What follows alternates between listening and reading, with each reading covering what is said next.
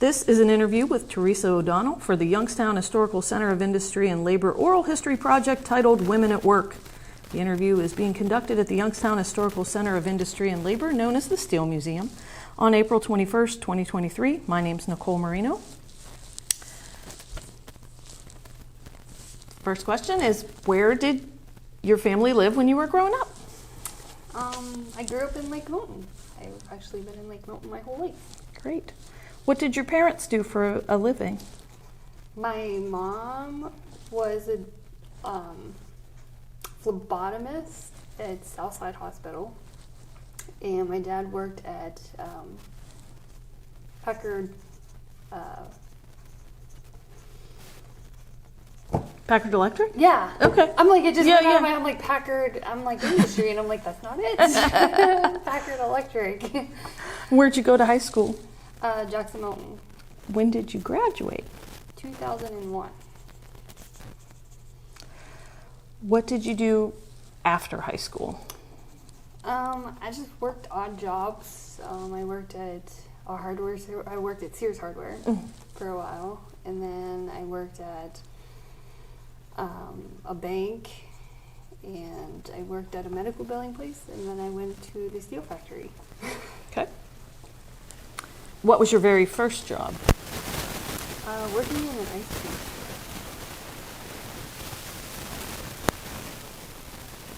Was that local to you? It was in Newton Falls. Okay.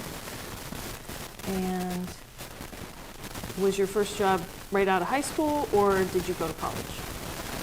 I went to college. I commuted, so I was like local, so I still worked, and then I went to college. Okay. So you have some time where you spent at a variety of pseudo retail jobs for a while, and then you went to work at the factory, you said. So how many years would you say you did the smaller retail jobs? Probably about like the time frame, so probably like high school till now, so like 20-some years, or just like within 20 years. Okay. And then where are you now? At Ohio Star Forge. It's Ohio Star Forge. Sorry. And when did you start there? It was like 2018. Okay. So when I ask you questions kind of like about your job, you're welcome to remark in any way that references any of those jobs, okay. Right? So think about your history, and if you have two different things that fit the same story, that's totally fine. What made you decide to go to Ohio Star Forge? Pretty much better benefits, better pay. Okay. And what's your title there? I'm a line operator now. Okay. But I started out as like a auditor type thing. And then I went to material handling, which was like loading the steel, unloading trucks, moving tubs, things like that. And then now I'm at the line operators. Okay. When you first started there, what kind of training was necessary? There really wasn't any training necessary. Okay. I didn't have any training for steel workers or Okay. anything like that. Just to function in the position they put you in, they gave you whatever is like, immediate the for that. training, yeah, that you needed for that. Okay. When you changed positions there, was any training necessary for you to make those different moves? No? No, they just trained you like as you moved. As you rotated Yeah. around? I mean, there is some positions in there like the CNC, and like if you want to do like maintenance, they do like send you to school, but like the majority of it, you just train to whatever position like you go to. And your positions aren't on a rotating basis. You were doing this, you started as an auditor then you move to another position, then you move to another. Yeah, you just bid it. So like you just go, like if you want that job, when it comes up, they'll post it, and then you just bid it. And they take you by seniority. So Okay. they go seniority. If they change their mind, don't want it, and turn it down, then they go to like the next person who bidded it with the next highest seniority. And that's high seniority. Yeah. And do they ever pull in somebody from the outside over people inside? I haven't seen it within the shop area where you don't really need the education, but I have seen it where, like in the CNC building, they've pulled some people in because like the people that have bidded it couldn't pass the test or whatever, so they have pulled people in from that, but not with like inside the. Okay. Unless they hire, like, then like they're hiring like a normal job, they bring people in, but like not to override. Sure, right? Because it's a skilled position that you have to have a certain level of proficiency in, and if you don't have it, then we have to pull someone. Like they start you at the lowest, which would be the auditor or the like quality area where I started, and then from there you can bid to the other positions, but they don't hire you in to like do forging. Okay. Yeah. They keep all that kind of internally to bid. Okay. And you had some other jobs before you were at Starforge. Did any of them require any kind of education or training? The only one that really did was the medical billing. Like I went to school for that. And then you have to like do the testing and stuff to get your certifications. But like the bank just trained me within. Yeah, everything else just was trained as I got hired in. Okay. How long did you do medical billing? 4 years. Did you like it? It was all right. Okay. Did you? It kind of got boring because it was a lot of just desk job. Like in the same stuff. I mean, I do the same stuff at the steel factory, but it's more, it's the same thing but different. Like it's not the same every day. You don't know what you're coming into. Sure. And when you were doing medical billing, was that a scenario where you were able to, did you do that from home or? I went to an office. You had to go every day? And was that always day shift there? Yeah. What kind of shifts do you ever do shift work at Starforge, or do you rotate shifts? Or? I'm strictly midnights. You're all midnights? Yeah. All the time? Yep. Do you like it?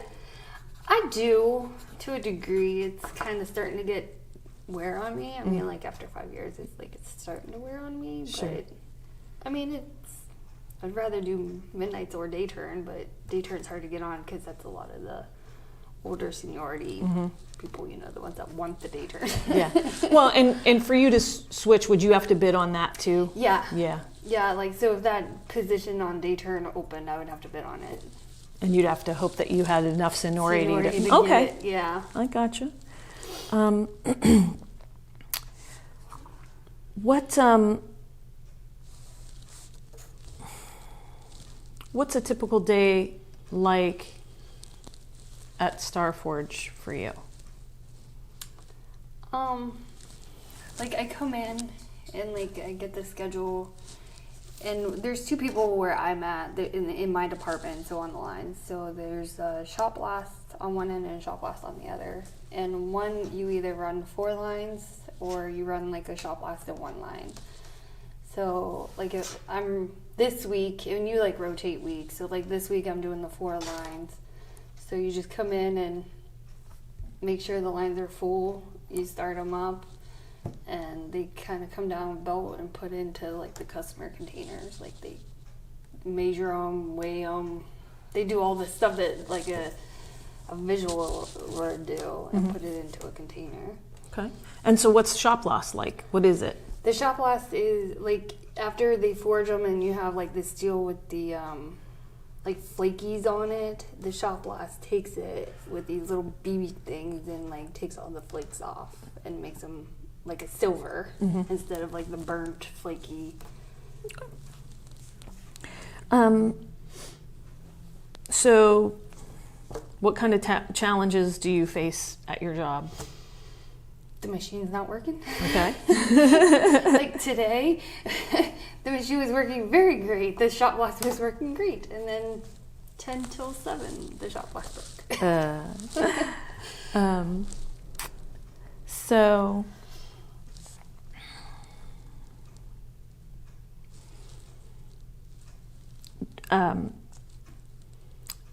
so try to describe for me a moment at work that's not part of a typical day and something else that might be a challenge for you there.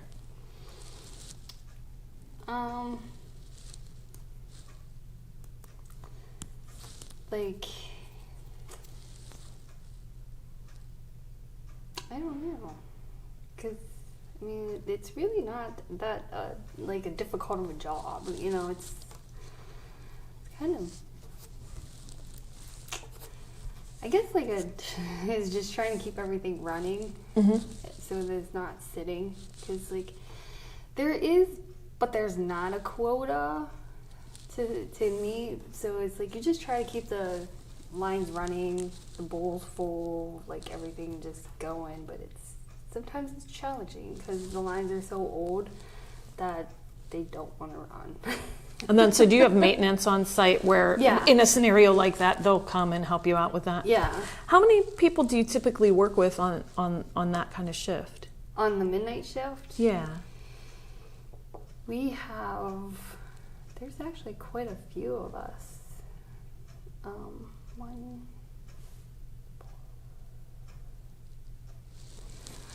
trying to think.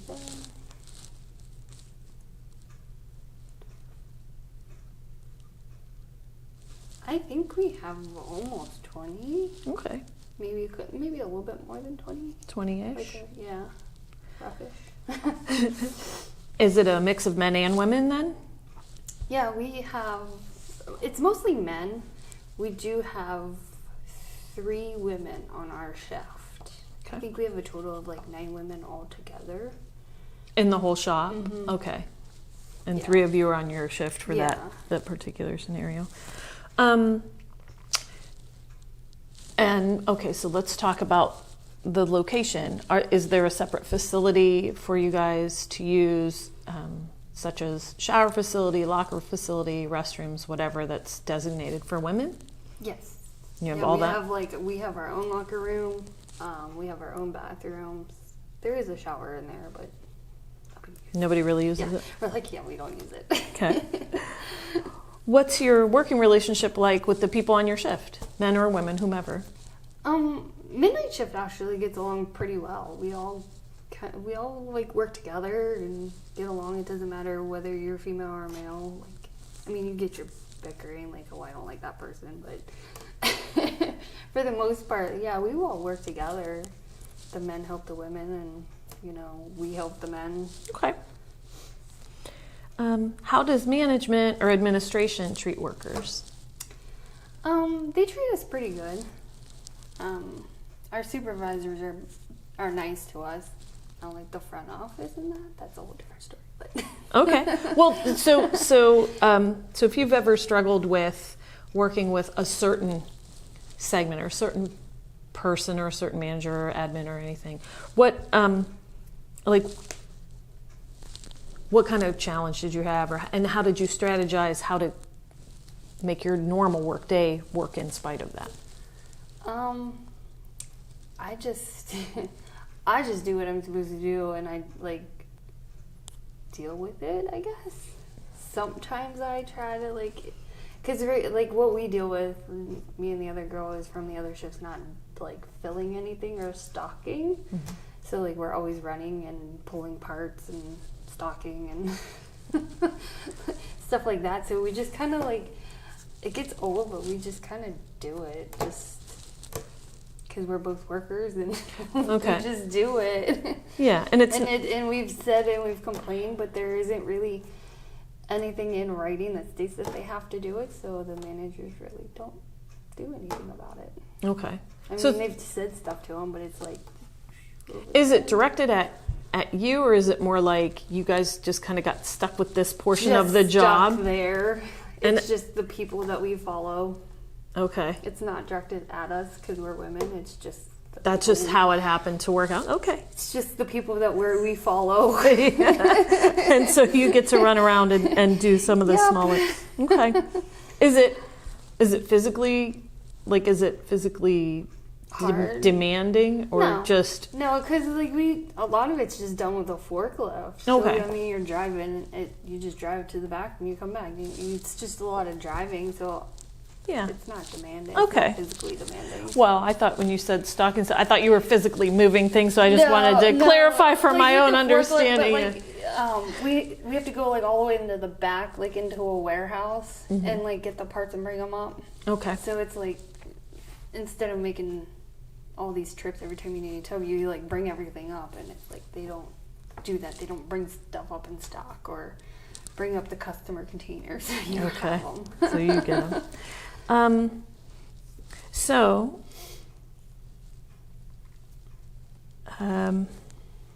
did you ever have to go through any strikes while you were on the job?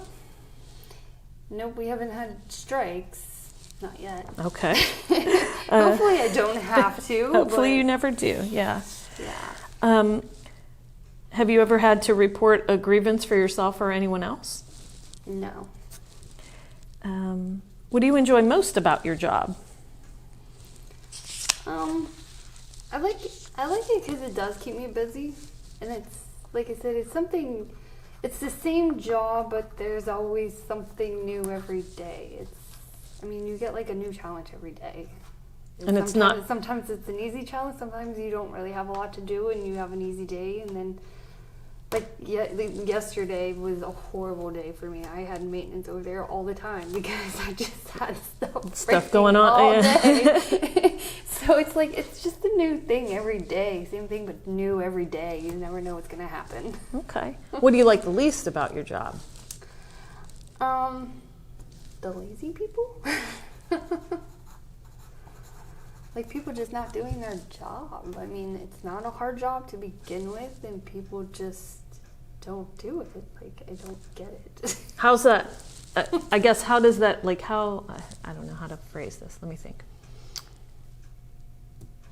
So, if you've got people on your shift who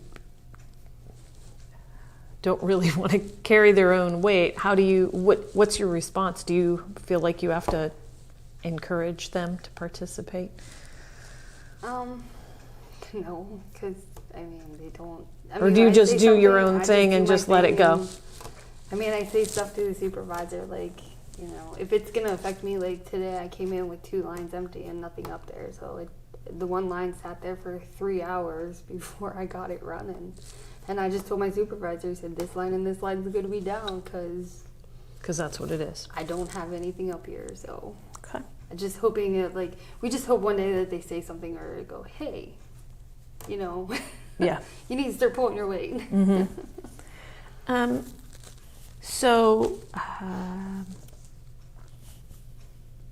And what's the atmosphere for women on the workforce at your job?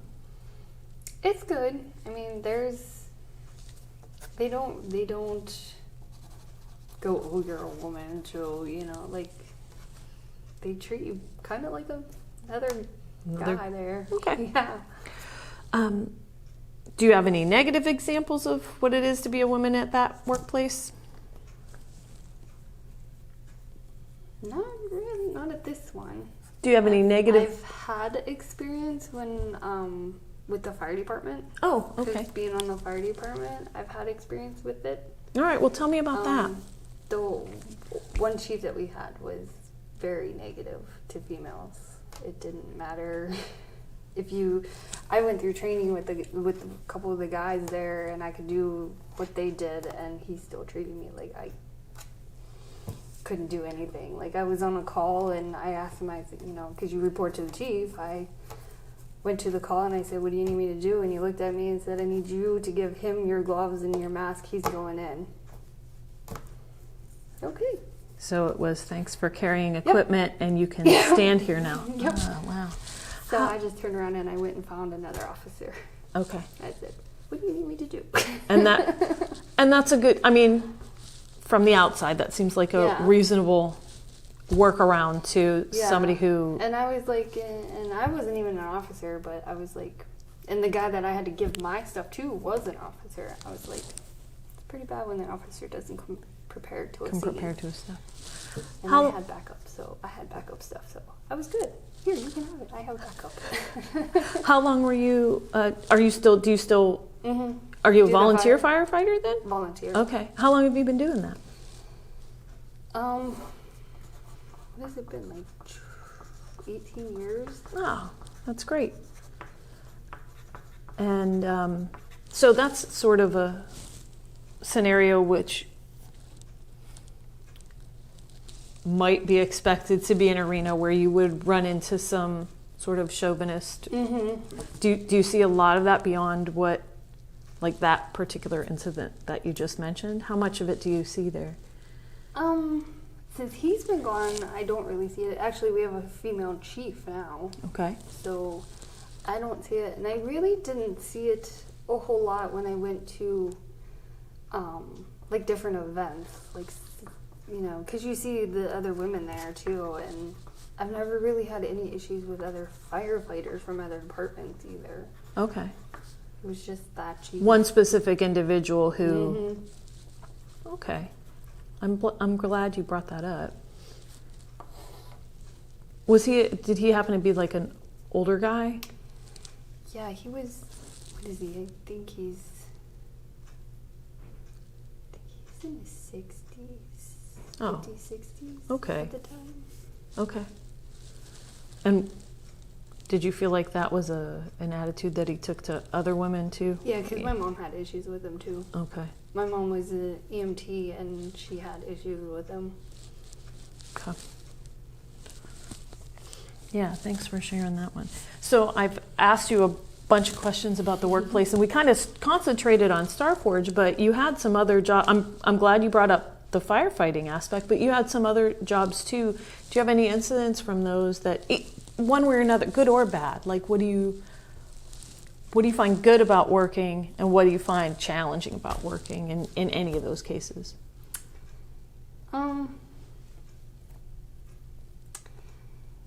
Like, it really didn't.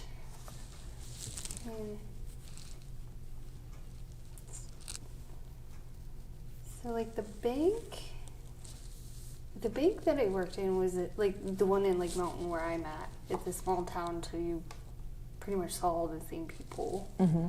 And they always wanted us to push different products on these people, like, you know, opening up a savings account or opening up another. And it's like, it's a small town, you see the same people over and over and over. Like, yeah. These people have what they want. Like, you can only push it down their throat so many times. Like, so that, like, irritated me when I worked at the bank, because it was like they wanted you to sell, but it's not like Austintown or Canfield where you're seeing different people a lot, right? Because there was different people coming in. So that irritated me. But I mean, the job itself wasn't bad. Okay. At any of your jobs, did you ever feel like a minority? Mm-mm. No. Are you married? Divorced. Okay. And do you have children? Two. So how does, while you were married, how did working affect your relationship with your husband? It didn't really affect it. Okay. Because he worked too. I think his made it more because he was always out of town. I see. How did working affect your children? I don't think it really affected them too bad, except for well, no, because when I worked afternoons, I didn't have the kids. Like, all of my jobs were in the daytime, so I worked while they were at school. Okay. Or my mom watched them when they were littler. Yeah. So I could still go to, like, all their sports, and I could still be there for them in the evenings and stuff, so, yeah. Okay. Yeah, how did you manage childcare? My mom watched them for me, because she wasn't working. I mean, she wasn't working, so she was always there, and so she watched them during the day when I was working. And that was enough of a support structure for you to get by without struggle or having to pay for childcare or anything like that. Yeah.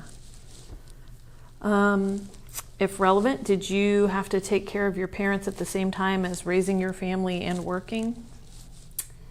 Kind of doing it now. My mom had a stroke.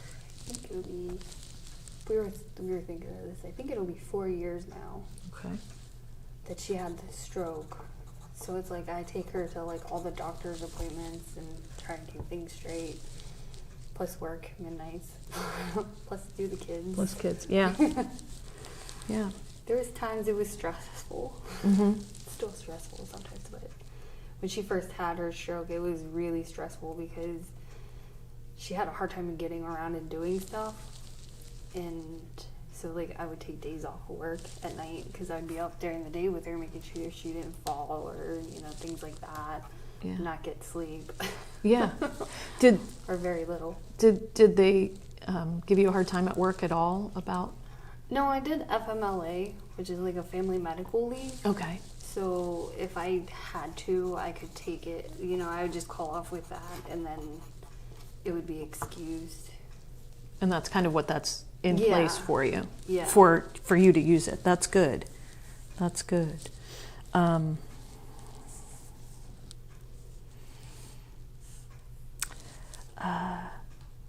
Were there ever any accidents at anywhere you ever worked that you can remember? I didn't have any accidents. I'm trying to think. I don't think there has been any real accidents, even at the factory. Okay. Do you recall any episodes of violence anywhere you ever worked? The bank got robbed. I wasn't physically there that day, but the bank got robbed the one time. I was like, oh, I'm glad I wasn't there. Concerning, sure. Was being part of the local union beneficial to you and your coworkers? I don't know. We'll find out after after the contract. See what our union does for us. You already answered that one. Because when I started, they were already into the contract, and then this contract that we're coming out of was 5 years. Okay. So I haven't. You haven't been through the experience of. Nope, having to deal with it and go through all of this. So this is my first time going through it. Okay. What do you, just from your limited experience, what do you think of your union reps or how engaged they are? I really don't have confidence in them. No? No. You guys have... we have union people, union rep people. Okay. Yeah, like a president for the union and that. Do you guys have periodic union meetings where I'm guessing that they're supposed to be keeping you up to date and vice versa? It's right? How we have regular ones, and then we're supposed to have one on the 26th. Hopefully they tell us a little bit more about what's going on with the contract, because that's we haven't even heard anything. I'm like, what are we going for? What are they asking for? What's the company asking for? What is our union people asking for us? Sure. For us? Yeah. They gave us a survey to do about kind of what we wanted or what we were concerned about. That we filled out and turned in, but we haven't heard. And then they went through everything and picked out the top 5 of the most things, but they haven't said what those were. Okay. Oh. What everybody was asking, what all the people were asking for. They haven't said anything. So what they told you was, we've accumulated the information. We have your top 5, but they didn't tell you what those top 5 were yet? Okay. No. Okay. So we're hopefully gonna find out a little bit more on the 26th to know what's going on with the contract. Do you have any other stories about working that you'd like to share? Not really. It's a pretty open-ended Yeah. question. It's a little harder to, you know, sometimes it's harder for you to answer something so broad. So, yeah. I'm hoping that they do some changes with our contract, like with layoffs, because the whole COVID, when we were laid off for COVID. We Okay. actually did get shut down, and they were calling people back, but they were calling very little back, and they were making these people do like 2-3 jobs and work overtime, and they weren't calling people back. Okay. Well, tell me when the shutdowns began for COVID in 2020, how did they walk me through how that worked at Starforge? They just kind of like, they shut us down. Everybody across the board, Yeah. Okay. Everybody was shut down, Mhm. and then we got the unemployment and stuff, and then they kept our insurance. Like they paid for our medical insurance up to, I think it was 3 months. I think it was that they would pay up to it, and then like after that, if we were still laid off, then we had to like, pick the COBRA. Or like a different insurance, or just not have insurance or whatever. And then they started calling back, and they would obviously start at the top with the most seniority, and then like and to what you could do. So like the forgers, like if you were a forger, even though you were only there for 2 years, they would call you back for that if. So it was like what you were trained in, but the most seniority person in that. Okay. And they were working them, and they were making them do like 2-3 jobs and working them overtime and 6 and 7 days a week, and wasn't calling any other people back. Okay, so they pulled some people back, worked them overtime, but didn't pull everybody back. Yeah. Wow, that's very interesting. Yeah, and there was nothing in the contract for the union to stand on to say, hey, this is how you have to do it. Wow, that's very interesting. Yeah. Did that come up then in union meetings and like? I know people were bitching about it. Yeah. How did you find out that it wasn't in the how did you find out the details of it? They gave us a copy of the book, the contract book, and like we were looking in there, and there was nothing in there. That's very And like everybody I've talked to that was like dealt with union before, because this is the first time I've ever worked in a union. They're like, there has to be something in there. There has to be. And I'm like, you want my book? Yeah. Like, Yeah. There's nothing in there. Well, and it's probably very specific to each. That's why you have your own contract. Is it's specific to your group. That's fascinating. Yeah. So, financially, what was that like for you? How long were you off yourself? I was off like the whole time. I think like the 3 months or something. Okay. Yeah. But it wasn't financially. It wasn't bad, because I mean at the time everything was shut down, so it's not like you could go do anything. Right. And you were getting some level of unemployment, and you just mentioned they were covering your medical insurance, which is and then probably you got that extra amount from the government. Yeah. If you qualified with it, and I qualified it with it Sure. for being a single mom with the 2 kids. So I qualified for it. So it was like the financial part wasn't a struggle, thankfully. Yeah. That sounds like Thankfully, of it everything that wasn't. was going on, it sounds like it was okay for you, and that's a good thing. All right. I'm good. I'm glad you brought that up too, because I did want to talk about that. Any other fun work stuff for you? I'm ready to retire already. All right. Well, okay, so speaking of retirement then, do you have a pension at your job now? Or through Yeah. a union, either way? Yeah, we do. Okay. I'm not 100% how it works in that, because, I still got a long ways to go. Sure. So I really haven't, I figure by the time I'm ready to retire, it'll be changed several times by the time I get there. But yeah, we do have a pension through the steel, I think it's through the Steel Workers Union. Yeah.